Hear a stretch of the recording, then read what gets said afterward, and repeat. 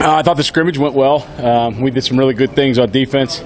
I thought we tackled pretty well. A couple missed ones we got to get cleaned up, but overall, I thought the tackling was really well, and that's what you want to see. When we go live, it's a piece we haven't got as much yet. Caused a couple turnovers. Coach Frost put us in some good situations that we need to teach from and get that dialed in.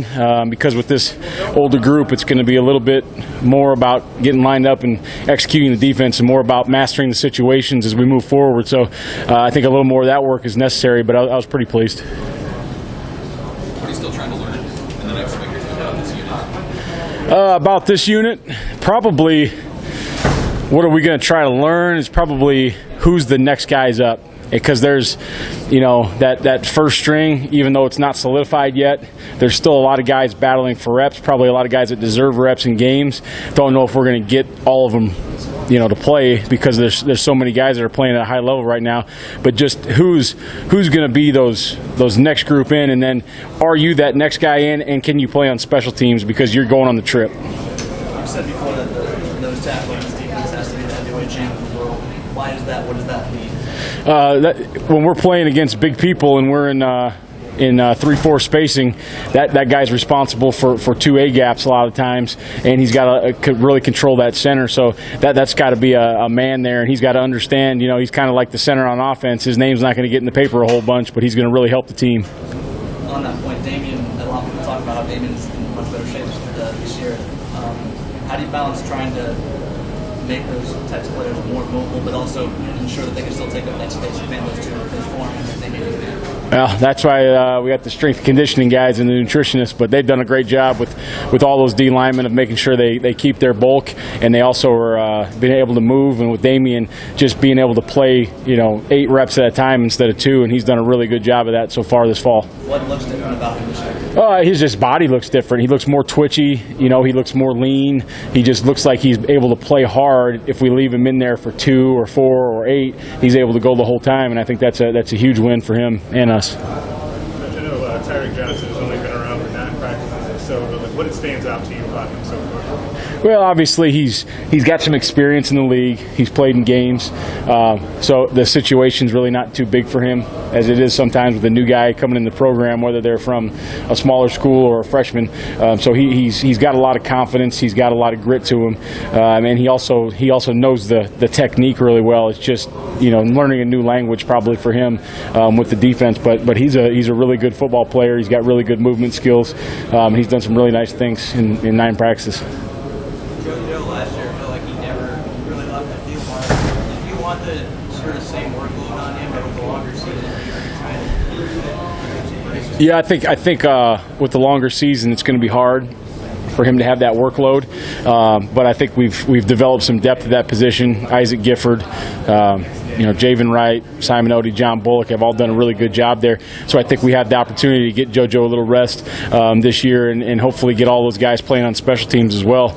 But I think you're right. It's going to be hard for him to take the same workload with the full season. How deep do you think the D-line can go? Like, how many are you feeling comfortable with, or how deep do you want it to go? I mean, you're definitely talking about 2 platoons at every position up front, and probably a third at most. So it's a pretty deep group. You definitely want to, now that we've developed some depth, you want to get those guys some breaks. You want them to be able to rush the passer and be fresh for that and play the run. But you also want to get the best guys enough reps. So I think that's a good balancing act, and Coach Tuioti and Coach Dawson are doing a good job with rotating those guys right now. And I don't see a huge drop-off between the 1s and the 2s. How's your team held up health-wise? Have you hit that kind of camp wall where you got a lot of guys kind of having to rest in this second? You know what? We haven't had a bunch of guys that have had to rest. Guys get nicked up here and there, and maybe if they get nicked up and they're a vet that's proving themselves, all that kind of things, maybe you shut it down for that day to keep it from getting into something worse. But there hasn't been a lot of guys where we've had to just say, hey, he needs 2 days down or anything like that. I think these guys have done a nice job of taking care of their bodies and getting ready to roll the next day. You feel good about you're in a position with enough veterans where you don't have to force young guys right into the fray right away, and do they kind of understand it, those young guys, sort of like looking at the depth chart? There's a lot of To be honest with you, I think, it is a good feeling, obviously, but I think that we're to the point also with maturity that those older guys are taking those younger guys and helping them and saying, take my job, but you're not going to do it. I want you to try to take this thing. I want you to practice hard. I want to see if you can get in the game as a reserve role or special teams, and I'm going to help you, but I know you can't take my job, and I think that's a pretty good feeling. We were talking, maybe you're asking about DeAndre over here who's doing interviews. What can he give you? I know last year sort of just got deleted for him, but what can he bring to the table? Yeah, so far DeAndre's done a really good job. He's a little different than some of those other guys. He's not quite as big, but he's got a little wiggle to him, and he seems to have a knack to find the ball and to find the open spot in the pass rush. So I think there's definitely a role for him moving forward. When you guys first got here, you talked about having your defense rotate in and out like hockey lines. Yep. You really hadn't been able to do that because of the depth. Do you feel like in year 4 you're going to see the hockey lines coming in and out this year? Yeah, and I think especially up front. Especially up front, outside backers, D-line, inside backers are going to roll, whether that's 4 guys or 3 guys, but you're going to see those guys roll. The DBs has always been a little different story. I think you're going to see those guys get subbed in and out, but that's really not as much of a hockey rotation there because it's so important for those guys to make calls back there. But I think up front, you'll definitely see some mass substitutions coming. So, like, for those 7 front spots, would it be like 12, 14, 16? Like, what's the number that you could rotate in for those 7 spots? You had to Number of guys? Yeah, you feel like you're 14 deep, 16 deep, 18 deep. Yeah, for those 7 spots, I definitely think that there's at least 14. Probably in that up front D line, there's probably at a 15, 16, 17 in there.